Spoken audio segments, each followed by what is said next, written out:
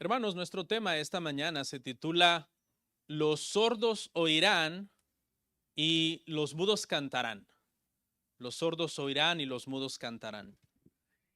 ¿Estamos listos para escuchar la palabra de Dios? Después de una pausa la semana pasada, hermanos, en esta serie, hoy retomamos el estudio del Evangelio de Marcos. El tema de hoy nos va a ayudar a terminar el capítulo 7. El pasaje el día de hoy, la curación de un hombre sordo y tartamudo. Marcos es el único de los 4 evangelios que nos cuenta esta historia. No la va a usted a encontrar en Mateo, en Lucas y tampoco en Juan. Está solo en este evangelio de Marcos. ¿Cuál es el contexto de este tema? Creo que es bueno que recordemos un poco porque la semana pasada no vimos Marcos, estuvo nuestro hermano Nathan predicando. Pero si recordamos, hace 15 días que fue nuestro último sermón sobre Marcos, vimos que Jesús y sus discípulos se fueron de Galilea buscando un lugar apartado donde descansar. La situación ministerial en Galilea se había vuelto complicada, la gente estaba constantemente buscando a Jesús al punto que no los dejaban ni comer ni descansar, y el Señor tuvo una especie de retiro entonces a esta región de Tiro y de Sidón. En ese lugar, como usted recordará, una mujer gentil, una mujer sirofenicia, vino a rogarle al Señor por la sanidad de su hija, por la liberación de su hija, que estaba poseída por un demonio. En el proceso, la mujer demostró una fe genuina en el Señor. El Señor sanó a su hija, echando fuera ese demonio de la niña, y la mujer demostró que sin ser descendiente étnica de Abraham, era hija de Dios espiritualmente hablando, porque tenía fe en Cristo. Ese es nuestro contexto del pasaje anterior. Hoy retomamos en el versículo 31 y vamos a ver hasta el 37. Y básicamente lo que nos cuenta este pasaje es lo que Jesús hizo una vez que se fue de Tiro y de Sidón. Llegó a la región de Decápolis y fue en este lugar donde el Señor sanó a este hombre que estaba sordo y que era tartamudo. Vamos a ver, hermano, estos 7 versículos el día de hoy. Ponga ahí su dedo, versículo 31 al 37, terminamos el capítulo 7 y con la ayuda del Señor, el domingo que viene comenzamos el capítulo 8. Vamos a ver esos 7 versos en 3 encabezados muy sencillos, muy fáciles de comprender. En primer lugar, el sordomudo que no puede hablar, versículo 31 y 32. Punto número 2, el que vino a sanar sordomudos. Verso 33 al 35. Y punto número 3, el sordomudo que no para de hablar. Amén. Vamos a ver el primer punto, hermanos. Punto número 1, el sordomudo que no puede hablar. Versículo 31 y 32, lea conmigo ahí, Marcos capítulo 7, versículo 31 y 32. Volviendo a salir de la región de Tiro, vino por Sidón al mar de Galilea, pasando por la región de Decápolis. Y le trajeron un sordo y tartamudo y le rogaron que le pusiera la mano encima.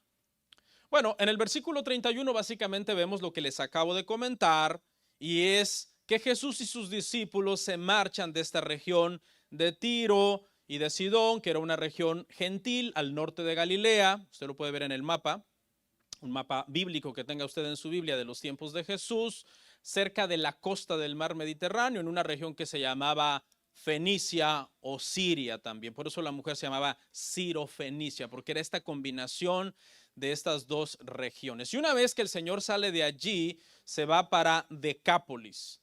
Y Decápolis no es la primera vez que la mencionamos, ya mencionamos esta ciudad en Marcos capítulo 5, verso 20, cuando hablamos el tema de la liberación del endemoniado gadareno.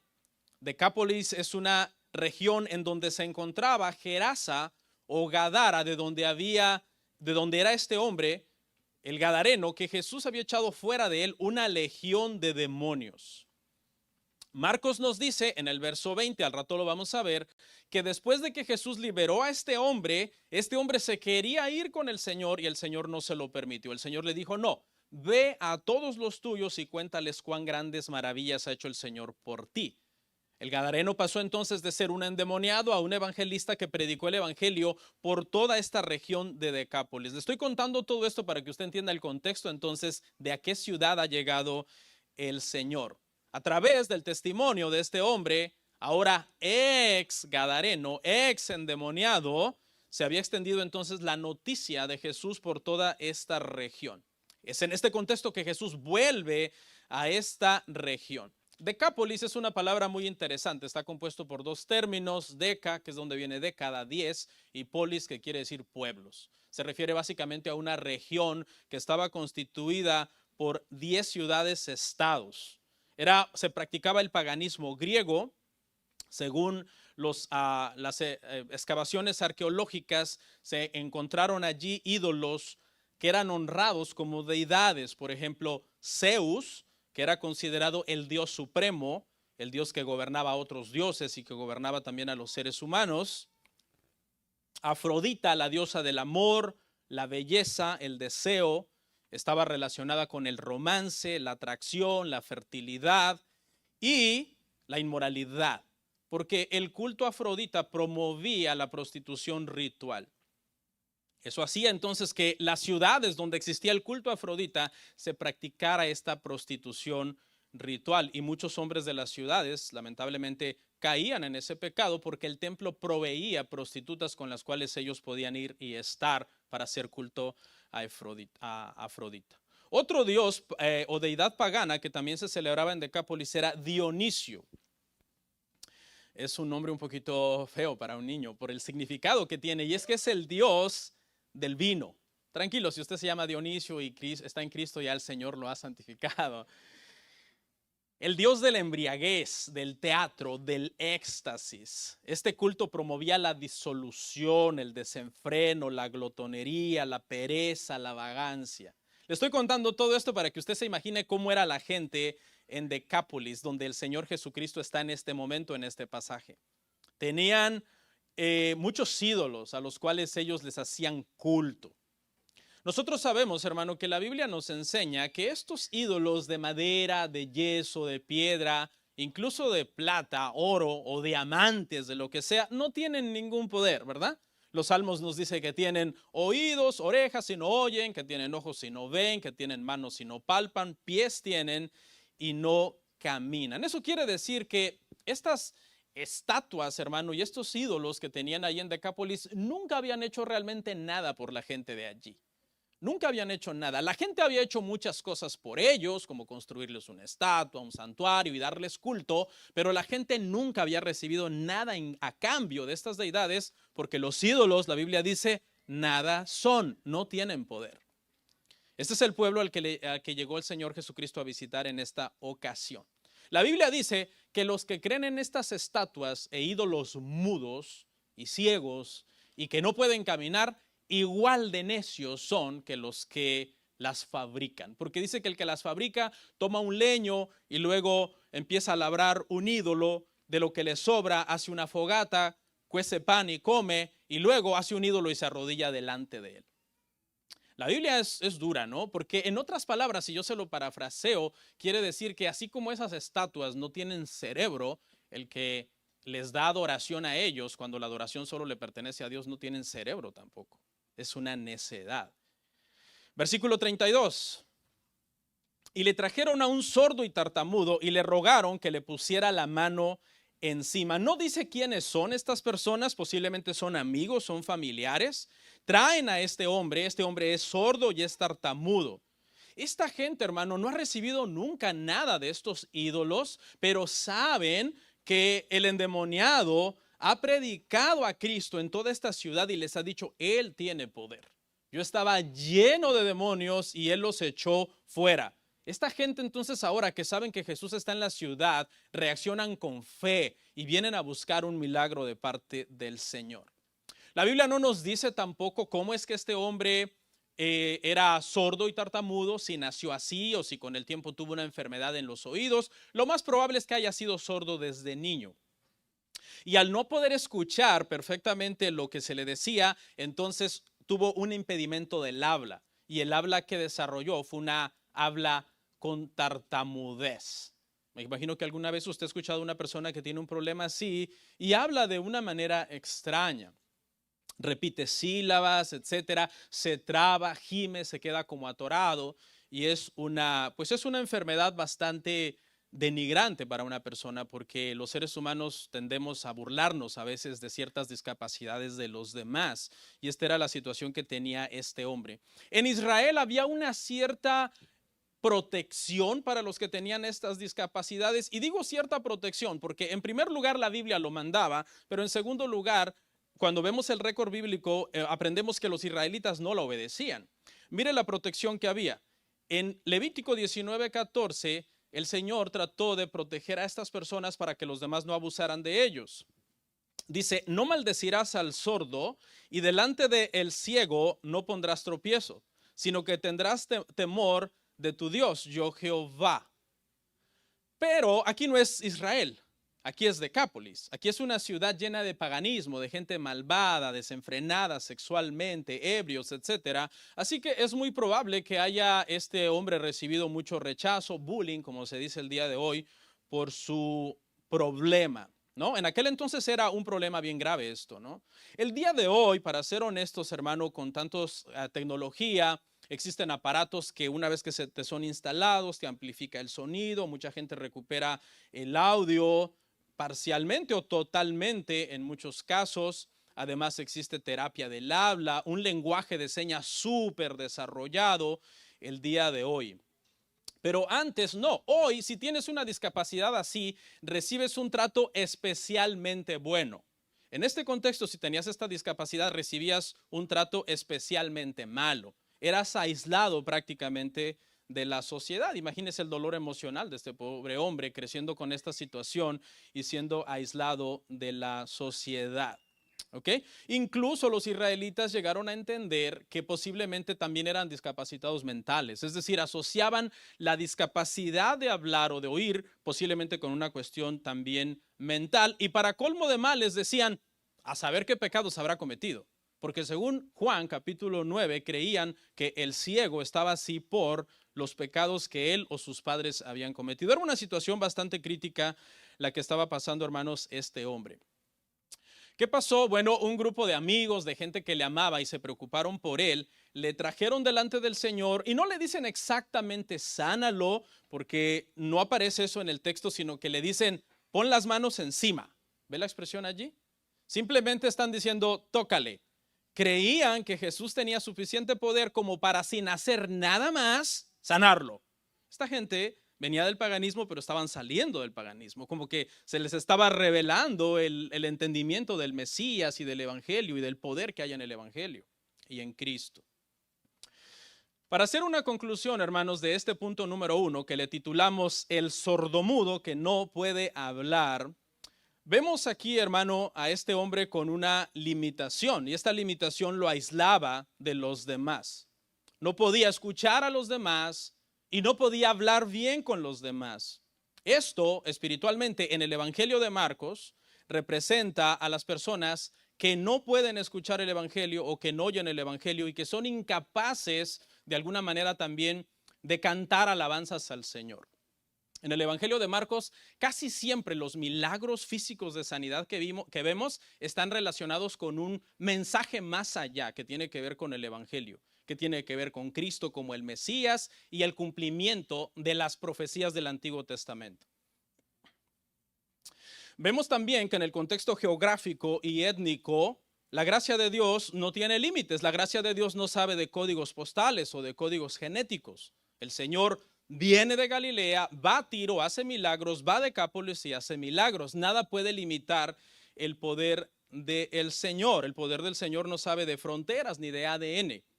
Obra en aquellas personas que creen, sin importar dónde vivan, sin importar quiénes sean y sin importar la condición o limitación que estas personas tengan.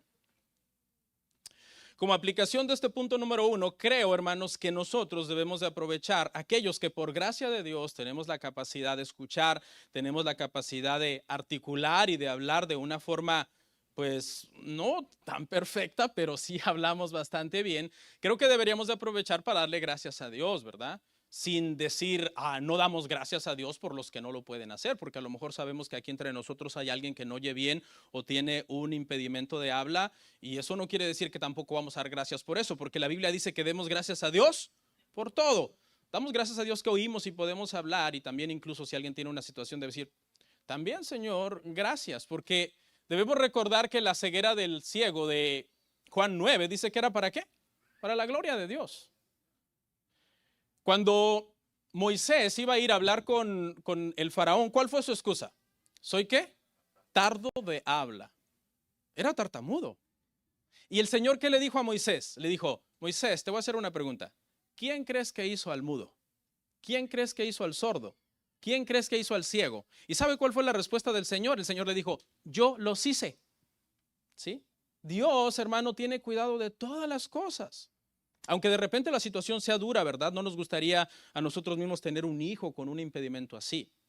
Pero confiemos en que Dios tiene cuidado de todo. Pero ¿sabe qué? Hay algo todavía más sublime. Y es que darle gracias a Dios porque oímos con el oído físico y hablamos con nuestra lengua física está bien. Pero es que el Señor nos ha bendecido todavía con algo más grande que eso. Y es que sabe que pudimos oír el Evangelio. Y para oír el Evangelio, el oído físico no es suficiente. Para oír el Evangelio se necesita que Dios abra el oído espiritual y te hable directamente al corazón y te llame y te diga, yo te estoy llamando, tú eres mío. Y por eso es que después nuestra lengua, ¿qué? Fue soltada y ahora nosotros hablamos el Evangelio y cantamos las alabanzas al Señor, dándole gloria al Señor. Punto número 2. El que vino a sanar sordomudos. Marcos 7, verso 33 al 35. Alguien que nos ayude con los fans, hermano, que veo algunos un poco acalorados. Ya hace frío afuera, pero a veces el calor humano es fuerte, ¿no? El que vino a sanar sordomudos, Marcos capítulo 7, verso 33 al 35. Y tomándole aparte de la gente, metió los dedos en las orejas de él y escupiendo tocó su lengua. Y levantando los ojos al cielo, gimió y le dijo, éfata, es decir, sé abierto. Al momento fueron abiertos sus oídos y se desató la ligadura de su lengua y hablaba bien. Este pasaje, hermano, es un pasaje que nos muestra a un Cristo tan tierno, a un Cristo tan cuidadoso de la persona, ¿sí? No lo ve nada más como un enfermo más que voy a sanar, sí, lo ve como una persona que necesita como una atención personalizada, valga la redundancia, es decir, yo sé tu caso y tu caso lo voy a manejar de una manera exacta, que es lo que tú necesitas. Porque vea lo que dice el verso 33, y tomándole aparte de la gente, ¿ok? Lo primero que vemos entonces es que no lo quiso poner en una situación como de vergüenza pública, porque los sordos tienen un sentido al ridículo muy agudizado, ¿ok? ¿Por qué? Porque cuando alguien le habla a un sordo, el sordo a veces tiende a pretender que entendió. Y a veces dice sí, pero no sabe a qué está diciendo sí. Y eso lo pone en una situación muy incómoda, en una situación muy vergonzosa. Esto yo lo sé de primera mano porque desde que yo tengo uso de razón, mi padre ha sufrido sordera parcial. Y al paso de los años, conforme está más grande, se ha agudizado, se ha vuelto grave la sordera. Algunas veces cuando yo era niño, lo miré avergonzarse porque alguien le decía algo y él no entendía, pero él decía que sí. Yo buscaba sus ojos para hacer contacto visual con él para ver si él entendió y él esquivaba mi mirada porque él sabía que no había entendido. Yo siempre fui como muy cuidadoso de ese asunto con mi padre y crecimos acostumbrados a que tienes que estar cerca de él, hablarle fuerte del oído que oye más y usar señas también para, ¿verdad?, facilitarle a él el entendimiento. Entonces Jesús, como un primer gesto de ternura con este hombre, lo toma aparte y lo aísla de alguna forma de ese nerviosismo vergonzoso que él pudo haber sentido en un momento de decir, me está hablando y no estoy entendiendo nada. Pero además, no solamente lo pone aparte, sino que Jesús comienza a comunicarse con él en el lenguaje de señas. ¿Sí? Jesús viene, entiende la situación que él tiene y le habla en el lenguaje que este hombre de alguna manera puede entender. Vea lo que hace. Primero, dice que mete los dedos en las orejas del hombre. Y esto era para indicarle que él reconocía que su problema era un problema de oídos.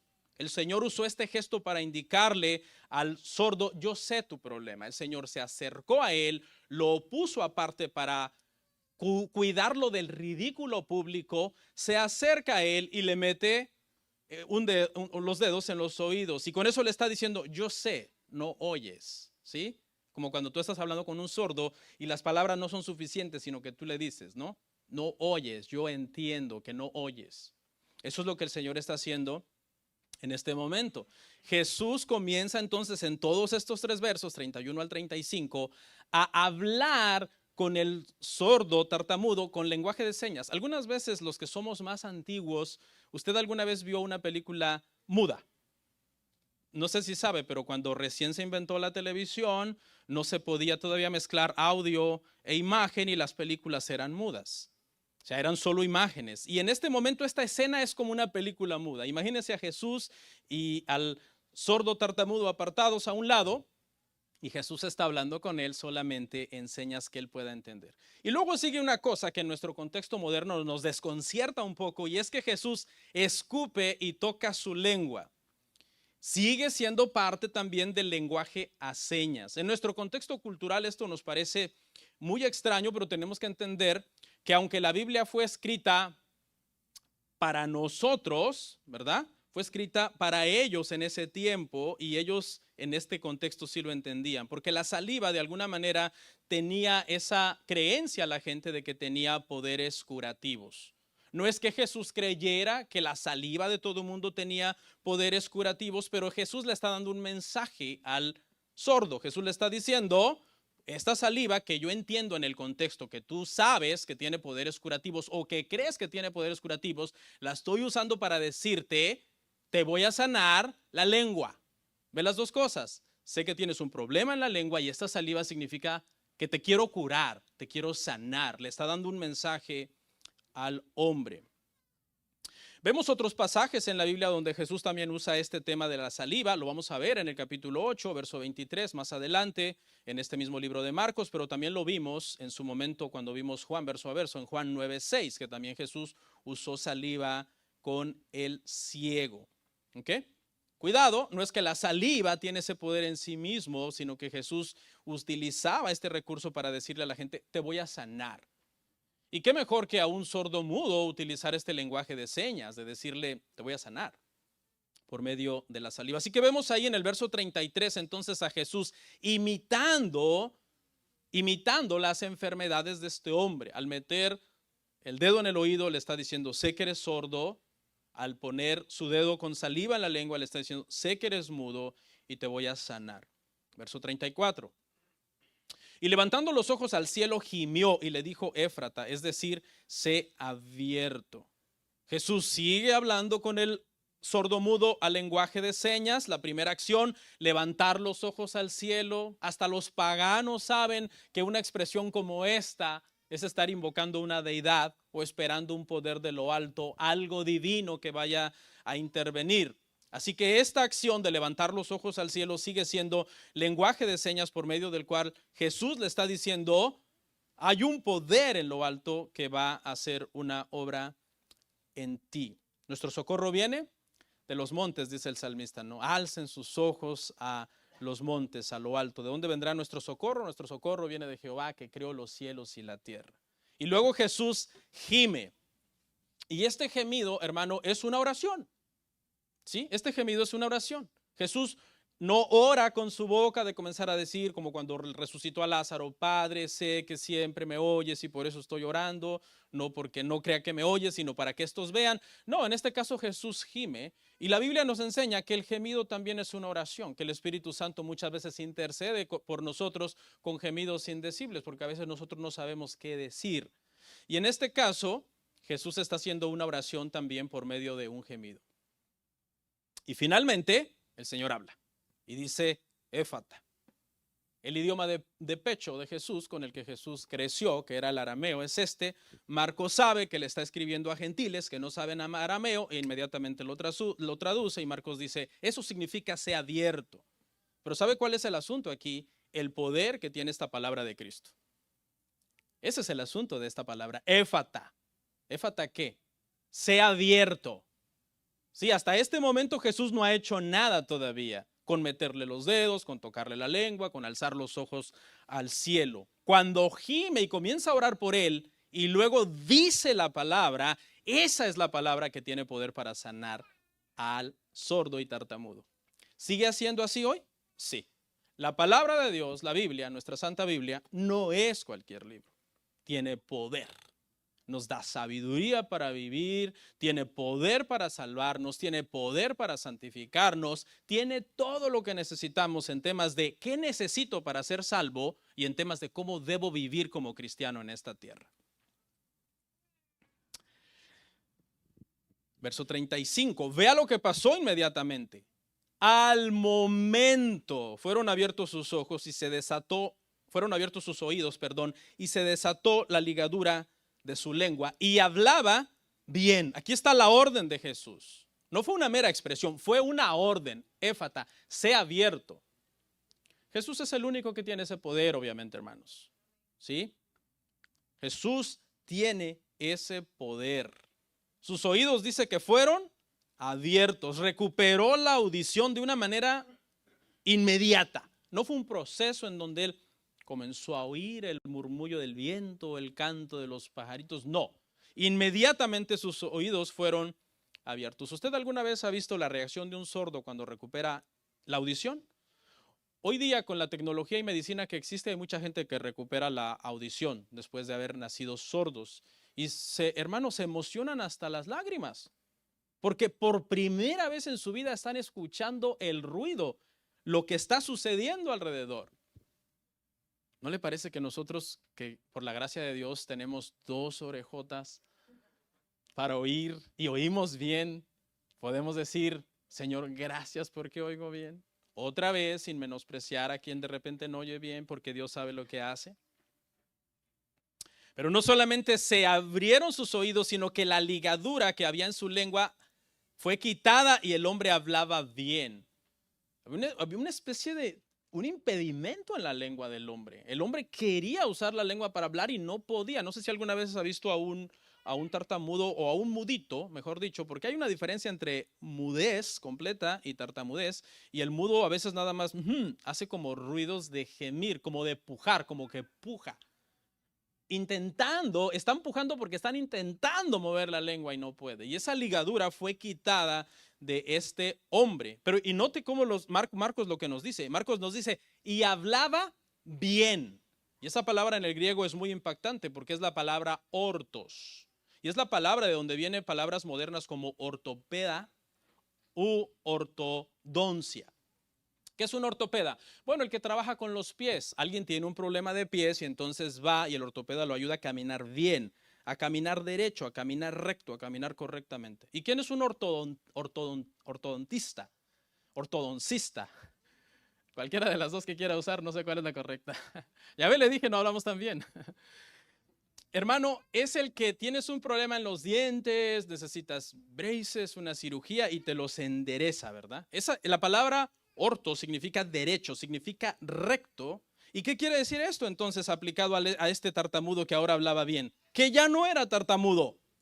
El hombre ahora articulaba correctamente sus palabras, ya no se estaba trabando, ya no estaba ahí, sino que hablaba y las palabras fluían con libertad de él. Jesús hizo este milagro en este hombre.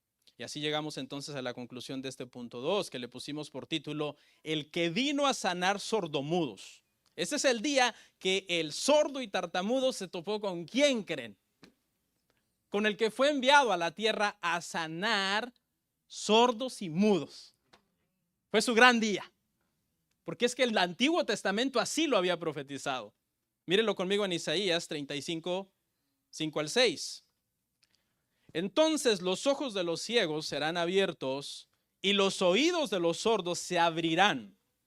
Entonces el cojo saltará como un ciervo y cantará la lengua del mudo, porque aguas serán cavadas en el desierto y torrentes en la soledad. Este fue su día de este hombre.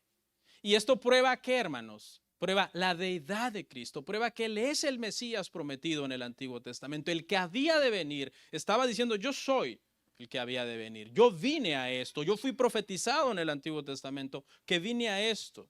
Yo soy. Jesús solo pudo haber sanado al hombre, ¿verdad? Le trajeron al hombre, Jesús haber dicho, yo sé que tienes, sé sano.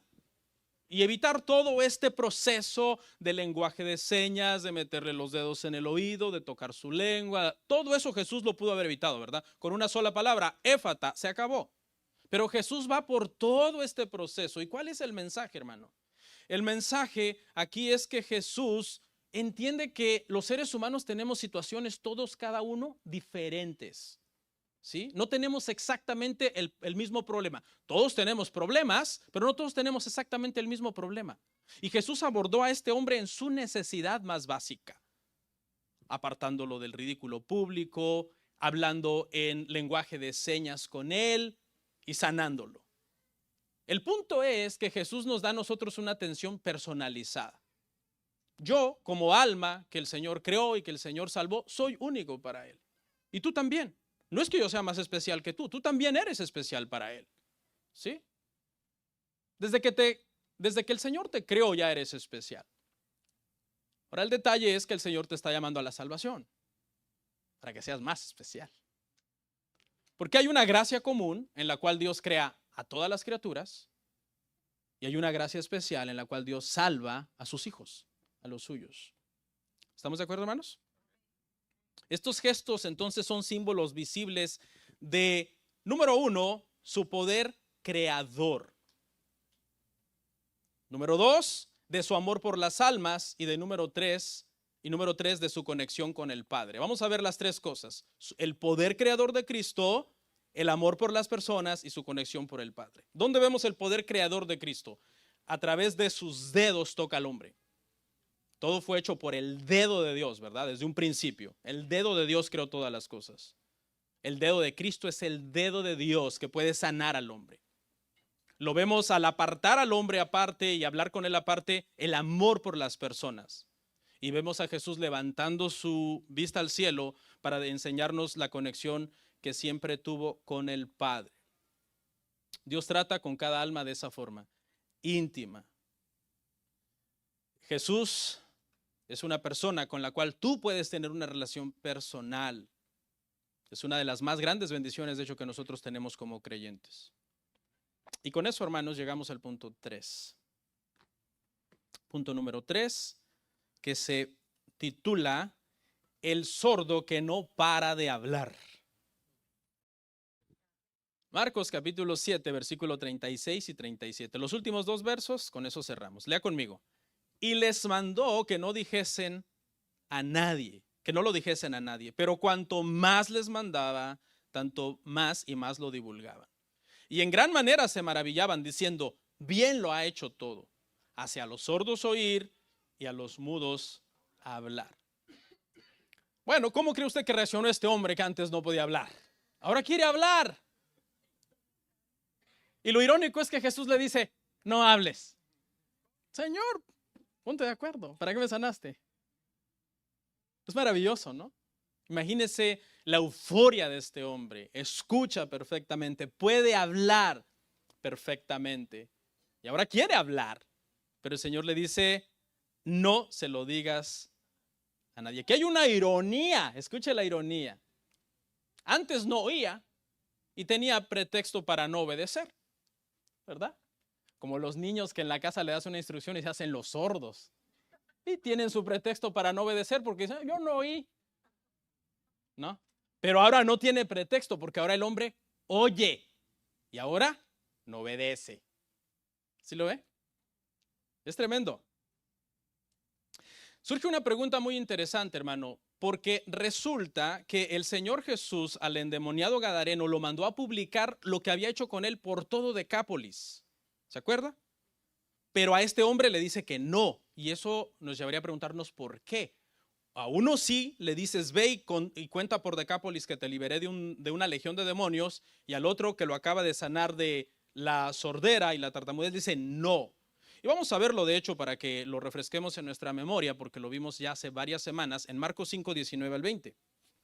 Marcos 5, 19 al 20 dice, mas Jesús no se lo permitió, sino que le dijo, vete a tu casa y a los tuyos y cuéntales cuán grandes cosas el Señor ha hecho contigo y cómo ha tenido misericordia de ti. Y se fue y comenzó a publicar en Decápolis cuán grandes cosas había hecho Jesús con él y todos se maravillaban. ¿Ok? Si lo ve, ahí está en pantalla para el que lo quiera ver.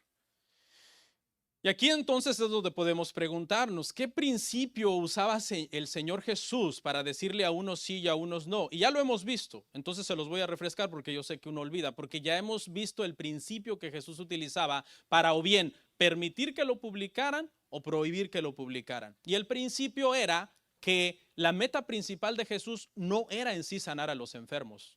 Esa no era la meta principal, eso era como lo contingente. ¿Ok? Lo principal era ¿qué? Predicar el evangelio. Entonces Jesús usaba este sistema. Cuando el publicar un milagro no estorbaba su predicación, él lo permitía. Pero cuando publicar un milagro estorbaba su predicación, él no lo permitía. Entonces, cuando el endemoniado gadareno, hermano, se quedó en Decápolis contándole a todo mundo lo que Jesús había hecho por él y Jesús se regresó a Galilea, no estorbaba su predicación, ¿no? Porque él estaba en Decápolis contándolo y Jesús iba a ir a predicar a otro lado. Pero ahora ya casi todo Decápolis sabe del Señor y ahora ya la euforia colectiva que genera hey, allá hay una persona que está sanando enfermos, comenzaba a estorbar el ministerio de predicación del Señor. Se venían los enfermos, se le tiraban encima, literalmente dice Marcos que se le lanzaban encima tratando de tocarlo, no lo dejaban descansar ni comer y eso estorbaba ¿qué? El ministerio de la predicación. Porque ¿qué es más importante? La salvación de las almas. Amén.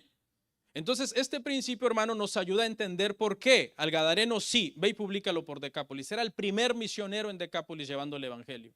Y a este sordo tartamudo le dicen no, porque ahora ya toda la población está encendida con venir a donde está Jesús y ahora se vuelve un peligro para la predicación. Escuche, pero cuanto más les mandaba, tanto más y más lo divulgaban. ¿Sí? No obedeció a este hombre que recibió un favor del Señor. Y en alguna manera esto nos representa en muchas formas a los cristianos, porque ¿quién obedece perfectamente al Señor después de que el Señor nos salva o después de que el Señor nos hace un favor? ¿No? A decir verdad, después de ser salvos todavía seguimos pecando y después de que el Señor nos extiende alguna gracia o misericordia en una petición que nos contesta, todavía seguimos fallándole al Señor. Nos parecemos mucho entonces a este hombre. Verso 37 y último. Y en gran manera se maravillaban diciendo, bien lo ha hecho todo, hace a los sordos oír y a los mudos hablar. Y este verso es, hermano, el verso principal del pasaje. ¿Ok? Este es el verso principal del pasaje. Por dos cosas. Número uno, hermano, porque este pueblo es un pueblo gentil. Es un pueblo que no tienen templo, no tienen la Torá, no tienen ley. Pero ¿sabe qué? Este pueblo en este versículo citó dos cosas del Antiguo Testamento sobre Jesús. En primer lugar, en la frase que todo lo hacía bien, están relacionando a Jesús con el Padre que al principio creó todo bien. Y en segundo lugar, cuando dicen que hacía a los sordos oír y a los mudos hablar, están relacionando a Jesús con el Mesías prometido por Isaías que había de venir. Ellos hicieron esto sin tener el Génesis y sin tener el libro de Isaías. Y lo primero que vamos a ver entonces es este gran parecido que los eruditos dicen que existe entre este verso y Génesis 1:31. En la composición griega dicen, wow, Marcos tiene la intención de comparar a Cristo en este verso con el Padre creador del principio. Vea lo que dice Génesis 1:31. Y vio Dios todo lo que había hecho, y aquí que era bueno en gran manera. Y fue la tarde y la mañana, el día sexto. Y los eruditos dicen, este pasaje está relacionado con Marcos 7:31, en donde Cristo lo hace todo bien, se le está comparando con el Padre, el Dios creador de todas las cosas, que había hecho todo bueno. Dios, al principio, cuando creó el mundo, creó un mundo, ¿verdad?, sin enfermedades, sin discapacidades. Todo era perfecto, no había sordera, no había mudos, no había ciegos, la gente nacía bien antes de la caída. Pero ¿qué sucedió? Vino una caída. Y esa caída introdujo entonces la enfermedad, introdujo la muerte. Cuando Jesús está sanando a los enfermos en su ministerio terrenal, que duró poco más de 3 años, hace 2000 años, Jesús está diciendo que Él va a restaurar lo que la caída vino a hacer. ¿Sí? Él va a restaurar. Jesús, cada vez que sanaba a un enfermo, cuando Él sanaba a un enfermo, Él estaba diciendo, en primer lugar, que Él era Dios, que tenía el poder de Dios, pero en segundo lugar estaba diciendo, esto es un adelanto de lo que vendrá. Habrá un día en que todos los que creen en mí, ya nadie estará enfermo. Vamos, yo voy a regresar, Él se fue, voy a regresar, y cuando comiencen los cielos nuevos y la tierra nueva, todos los que estén allí conmigo, no habrá más muerte, no habrá más dolor, no habrá más lágrima, no habrá más enfermedad, todo se acabará.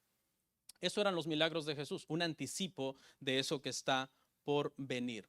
Pero luego también dicen, y hace a los sordos oír y a los mudos hablar, y aquí es donde les comento que lo están relacionando con Isaías. ¿Y sabe qué es lo irónico? Estas cosas en Galilea, en el país de Jesús, no lo discernieron. No, fueron estos gentiles. No, allá lo rechazaron, lo persiguieron, lo querían matar, bueno, lo acabaron entregando a los romanos para ser crucificado. No, es este pueblo gentil que discierne cosas del Antiguo Testamento sin tener Antiguo Testamento. Y esto apunta a nosotros, los gentiles, los caribeños, los centroamericanos, los sudamericanos, los que no nacimos allá en Oriente, en Medio Oriente, en Israel, no nacimos allá.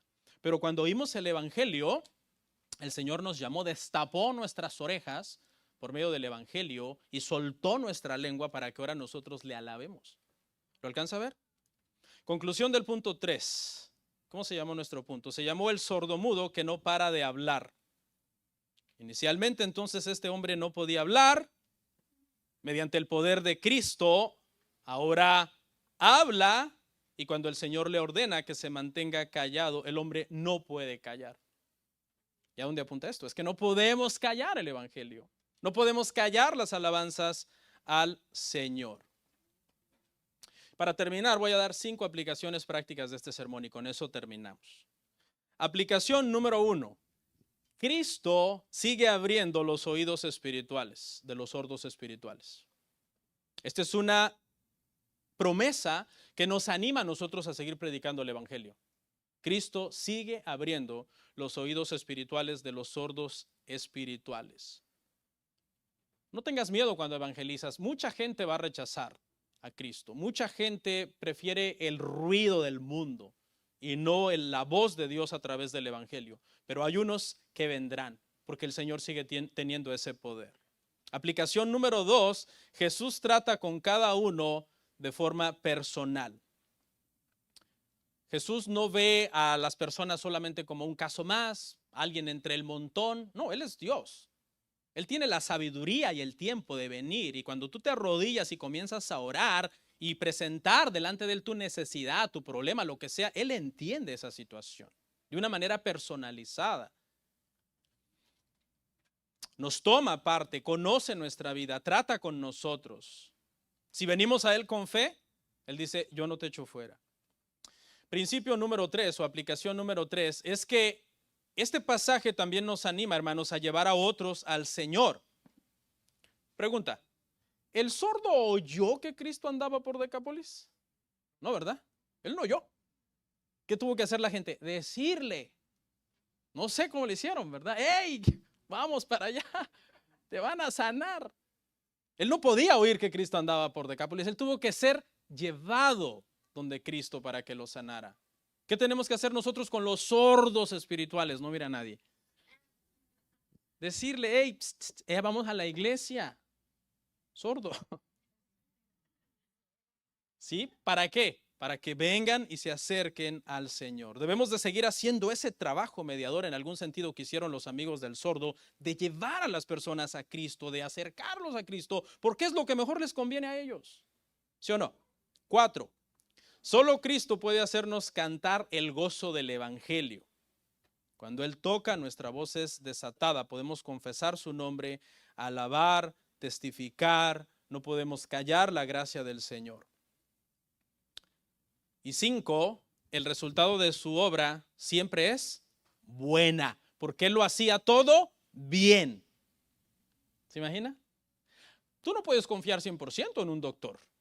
Algo puede salir mal con el doctor. Tú no puedes confiar 100% en tu patrón. En una de esas te pega una desconocida un lunes y te corre. Tú no puedes confiar 100% en el hombre, ni en los hombres que están aquí en esta iglesia, por muy trajeados que los veas. En nadie puedes confiar al 100%. Maldito el hombre que confía en el hombre, dice la Biblia. Pero sí puedes confiar en el que todo lo hace bien.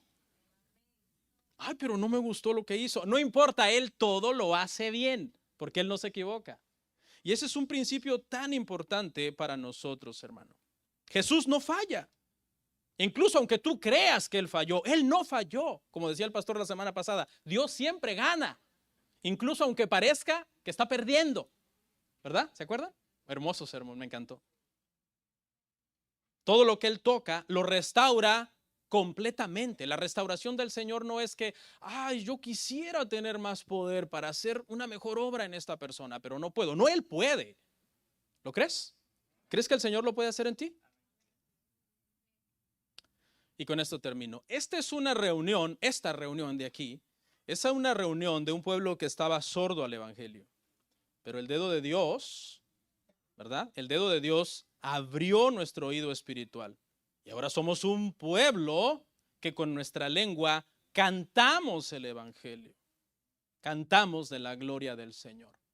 ¿Sí ve? Los sordos oirán y los mudos cantarán. En sí, es una historia de un hombre, pero es más que una historia. Es la historia de nosotros. Oramos.